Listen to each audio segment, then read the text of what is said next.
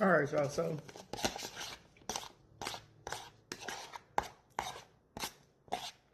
I went out hiking this morning. I was out there for 3 hours. I did not anticipate being out there for no 3 hours. The intent was for me to go do a ritual.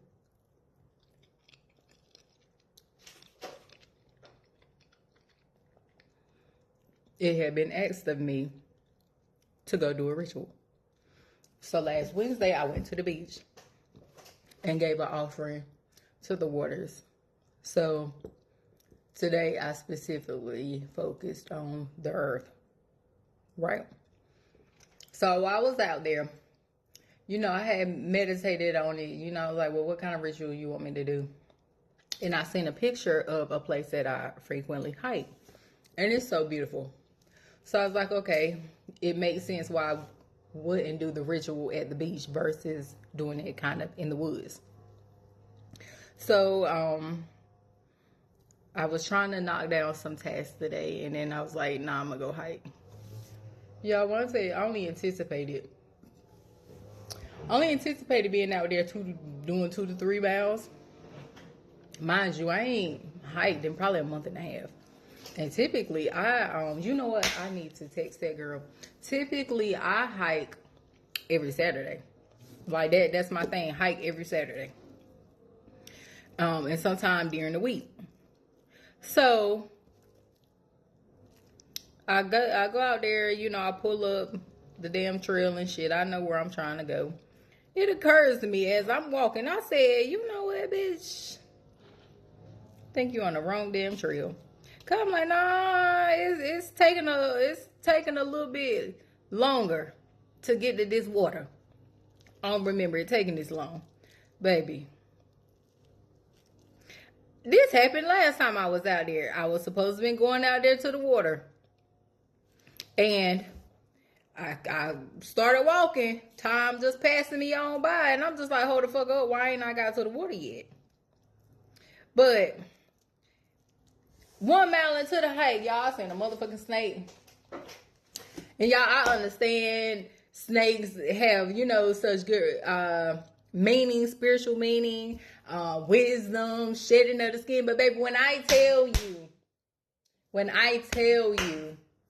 I damn near pass the fuck out when I see a damn snake. And even though Mr. Snake slithered on out the way, and my mind told me, like, snake. Like, so I was anticipating seeing a snake ahead. And indeed, I seen a snake ahead.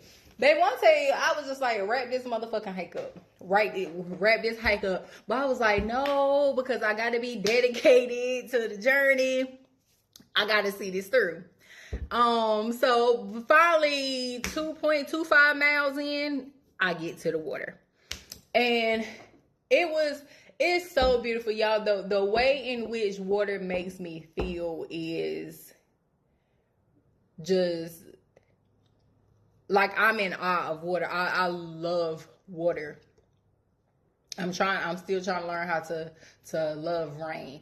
But as I did my ritual, I got down there. It was a woman already down there.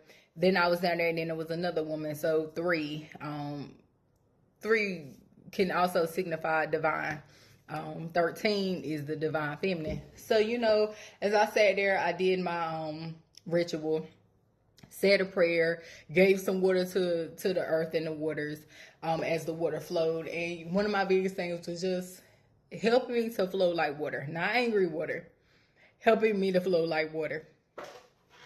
And I brought a piece of paper and a pen with me, and I wrote out, like, releasing some like old beliefs, fears, what chapters do I want to close out. And I end up I put chapstick on and I kissed it.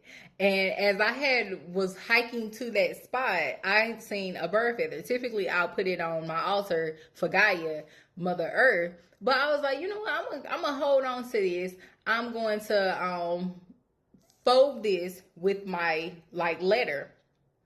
And so I got up, I left the water, and I was looking for different trees because the intent was for me to bury what I had wrote with my feather. And I seen this one tree, and it had like some red leaves on the ground, and the leaves reminded me of roses. And the tree kind of like, it was a branch like spiraling it. I don't know why that crossed my mind, but I was just like, okay, I choose you. Look, I choose you, Charizard, right? This is where I'm going to root myself. And so I, was just talking to the tree as I was trying to, bury my little piece of paper. I wouldn't necessarily call it what they call them? Partitions. Petition. I wouldn't necessarily call it a petition. I mean, maybe it was. But y'all, trying to break dry ground, we really need some water. We really need some water right now. And the powers that be know what the fuck they doing. But because as I walked, because I kept hearing, people like farmers like, no, we need some water, we need some water. And it's been 90-degree weather in North Carolina. Like weeks. Now, what about 2 weeks now? We done had 90-degree weather. And so as I just looked at the streams, I'm like, damn, all this shit is dried up. Like, I see what they mean now. We really do need some rain. Right. And here I am not liking rain, right? And it's like, look at how it's impacting our way of living. So, I was just like, okay, cool. So I finally was able to I dug like a little shallow, I don't want to say grave, little shallow grave for my piece of paper. And I covered it, and like I put some branches and I put some of the leaves on top of it. And like I just kind of left it, and I opted to do a meditation whenever I finish, to kind of ground myself. So I sat, did the meditation, and I just felt so good. I felt really good after I did the ritual. It was like I wanted to embrace that piece of paper. And the way I felt in that moment reminds me of like on movies where kids have like the stuffed animal and they like hugging the stuffed animal and they, put it beside them to get ready to go to sleep for the night. And I actually just bought a stuffed animal because I like stuffed animals.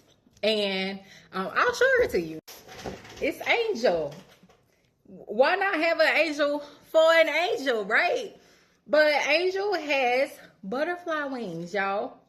So just like as I'm just like going through this transition, it's like, is she not beautiful? Like, especially because like, and Angel is kind of like a pinkish fuchsia light color. And to me, that's very representative of, you can take her little angel wings off, but I don't think they come off, of the heart chakra. And even when I was at the waters the other day, I had on pink, a bunch of pink. And to me, that's the heart chakra. Just kind of being within my element and just trying to flow and go with life. And as I was hiking back, I was trying not to even think about it, because I'm like, child, I already know this about to be a long ass hike back. I was just like, help me to be rooted in my reality, which requires me to slow down. And a lot of the time, once we we come upon issues that we have, we're so quick to want to do something about it, fix it. And I'm very task driven, so I also get caught up in this. Like, how do I fix the problem? I need to get through this. Like, I will barrel through some fucking shit. And it's like, slow down. Let's take one thing at a time. So right now my task is just slow down. And I don't want to say just because it's actually a big task. It's a lot that asks for someone who does not typically do this, right? And so as I walk back, the place that I was hiking is very rooty. Like, if you don't pay attention, baby, you will fall flat on your face. And all I was thinking was just like, create new roots. You need to create new roots, establish new roots, be rooted in your reality. And so that's what I'm doing moving forward. And I'm just so honored and blessed to have resources. in a sound mind. Other things that have crossed my mind is last week in one of my groups that I'm in, we were asked a question like, explain, why you chose this journey, and explain it as if you were explaining it to a child. And I drew a blank. I really couldn't answer the question. But what it was, I felt like I had an answer for the first part of the question, but the answer I had for the second part of the question, to me, did not suffice, right? So, I didn't want to speak up about it. But as I continue to be sitting with this question and resonating, kind of marinating, meditating on it, I have been in survival mode for so long. And to some degree, it's kind of sad because I think about just how long I've been on this hamster wheel. And I hate that for me. And I know people are like, oh, better late than never. But it's kind of like, I feel like to some degree you still grieve it, right? Like you still kind of grieve yourself or the time lost. And it's just like, a lot of it is me trying to be in control. And then I thought about damn hamster wheels. And maybe I might just be too far off in the damn deep end for this shit. But when I think about hamsters, I'm like, I've just been on this fucking hamster wheel for so many years. And I haven't been able to get off. Except for today. I'm off that bitch today. I done got my exercise. Hamsters are usually hamsters, gerbil, guinea pigs. I don't know. They all one and the same to me. And I know that's ignorant as fuck. But when I think about them on that little hamster wheel, y'all, hamsters always look frantic. They always look frantic as fuck. They're just looking around like they so fucking anxious. They seem so damn anxious and just worryful. And then I thought about it even further. They usually fat and got a bunch of damn hair on their bodies. And then I thought about us. And how we talk about cortisol levels. When we stressed out, it raised our cortisol levels. Then you got a big ass belly and shit like that. And then, you can be, the extra testosterone in the body can cause a bunch of damn hair. I don't even know if this all ties together, but it do. Because I just got my hair trimmed. Don't look at my hair because I sweat. So silk presses truly don't last on my hair. My beautician told me, she's like, you don't come enough. That's why it does that. But she ended up having to take 1.5 inches off my hair. I wasn't upset because I already kind of knew how shit had been going, how life had been going. But as she was, talking to me and we talking about hair and just stuff like that, and it made me think about how she was like, your hair is so dry. And she's like, the product just sitting on your hair. And as we talking, and I'm talking about like what can I use to better hydrate it and stuff like that, because I've always had issues with dry hair since I've been natural. And she was just like, it's like your hair will reject the moisture, because it's like don't tease me with no good time. Like you like, we not getting no more motherfucking moisture. So I ain't even about to grab for this motherfucking shit, because it's like an illusion to some degree. And as she's telling me these things, I'm like, damn. I'm like, the body does that too.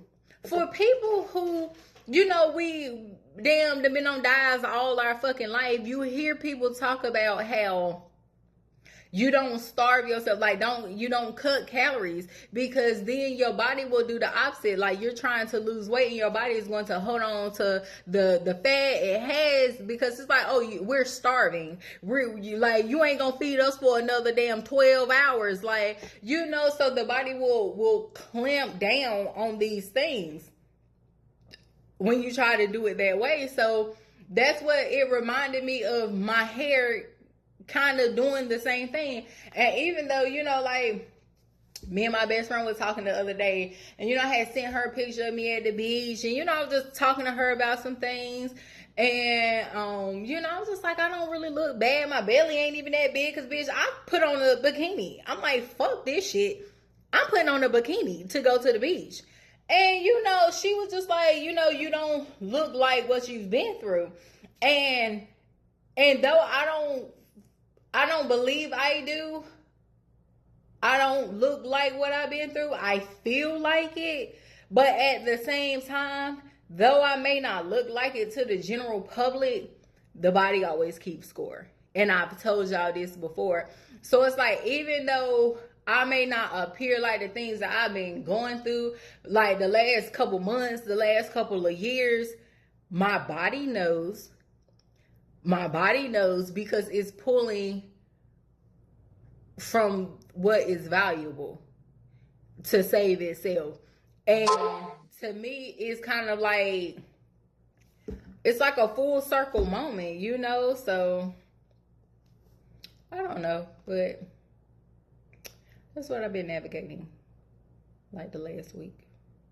So yeah, I'm gonna finish eating.